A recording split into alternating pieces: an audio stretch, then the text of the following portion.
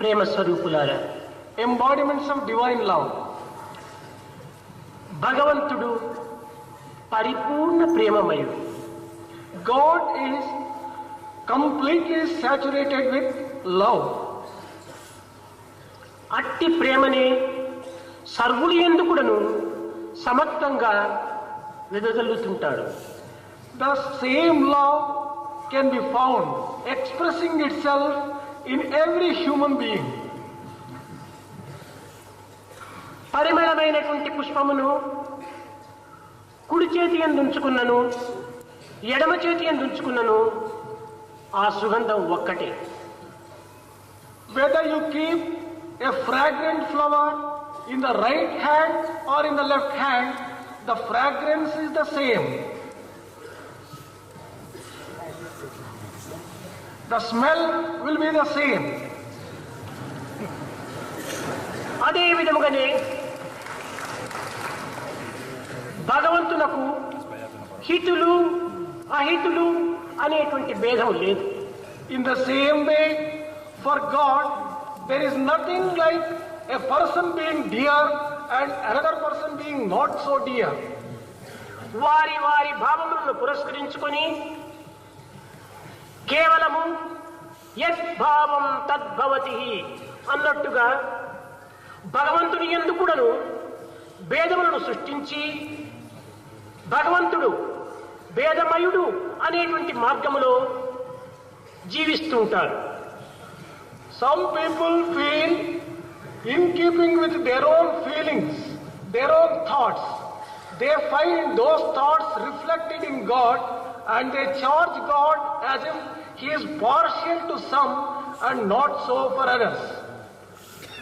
సజ్జనులు దుర్జనులు అని కానీ, హితులు అహితులు అని కానీ, దుష్టులు సన్మార్గులు అని కానీ ఎట్టి భేదము కూడాను భగవంతునికి లేదు.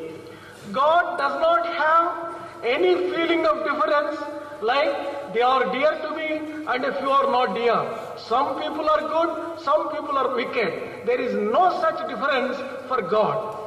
ఇనుప గొడ్డలి గంధపు చెట్టును నిర్దాక్షిణ్యంగా నిర్మోహంగా నరికినప్పటికీ ఆ గంధపు చెట్టు ఆ కఠినమైన గొడ్డలికి కూడాను తన సుగంధాన్ని అందిస్తుంటాడు. When an axe strikes a sandalwood tree mercilessly and cuts it, the sandalwood tree lends the same sweet smell to the axe itself.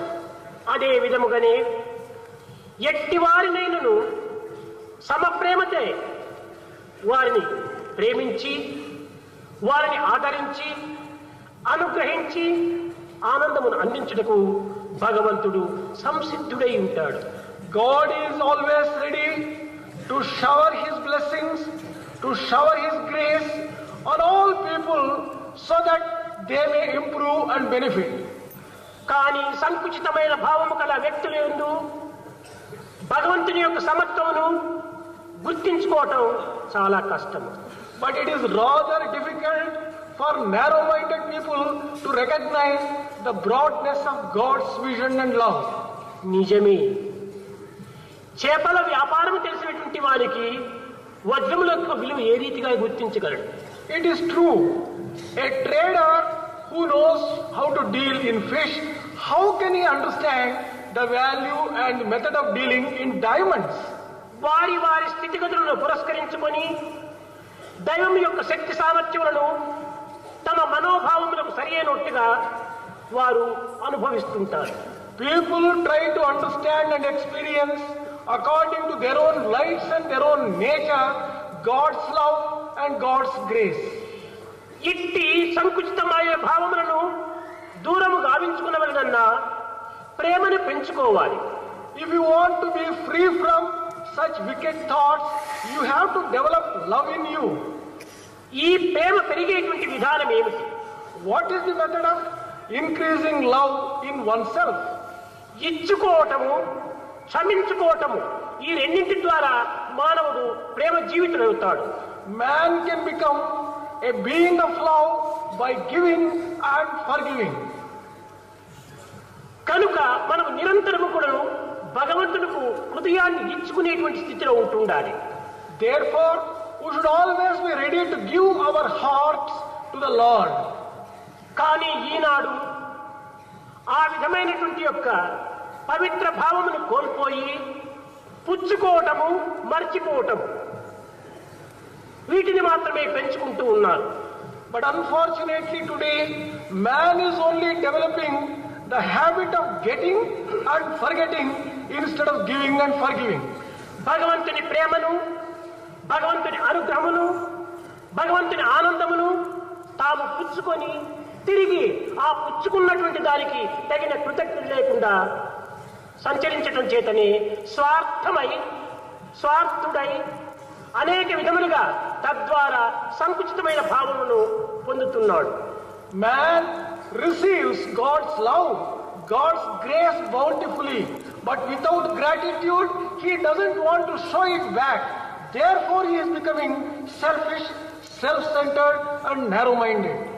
యత్ర Yogeeshwara Krishna యత్ర పార్థో ధనుద్ధరః అన్నాడు సంజయుడు.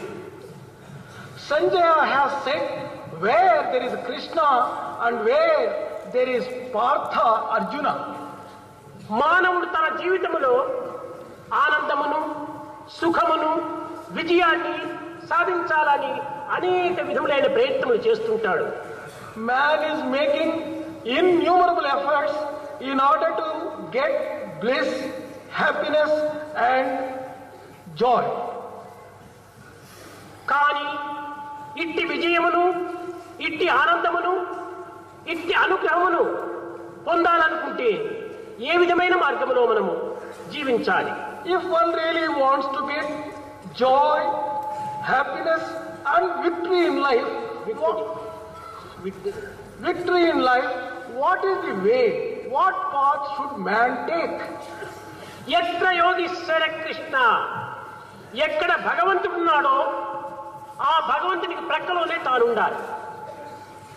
If you want to achieve this, wherever God is, you should be besides him. పార్థో ధనుద్ధరః, పార్థుడనగా పృథ్వీపుత్రుడైన మానవుడే. The word Partha refers to the son of this earth. మానవుడు దైవములకు ప్రక్కనైన కానీ లేక దైవము మానవునికి ప్రక్కనైన కానీ ఉండినప్పుడే ఈ విజయాలు మనకు సంభవిస్తాయి. It is possible to get victory only when either the man is beside God or God is beside man. కానీ ఇవి ఈనాడు రెండు కూడాను ఏమాత్రం కూడాను జరగటం లేదు. But you are not able to obtain this situation in the present day. తానెక్కడో దైవం ఎక్కడో అనేటువంటి భావం చేతనే తన జీవితాన్ని వ్యర్థం గావించుకుంటున్నాడు మానవుడు. Man is wasting his life. Where is God? Where he is? He does not know these two. మానవుని యొక్క ధ్యేయం ఏమిటని వారు గుర్తించుకుంటున్నాడు. Man has to recognize what is the purpose of life. समस्त लोक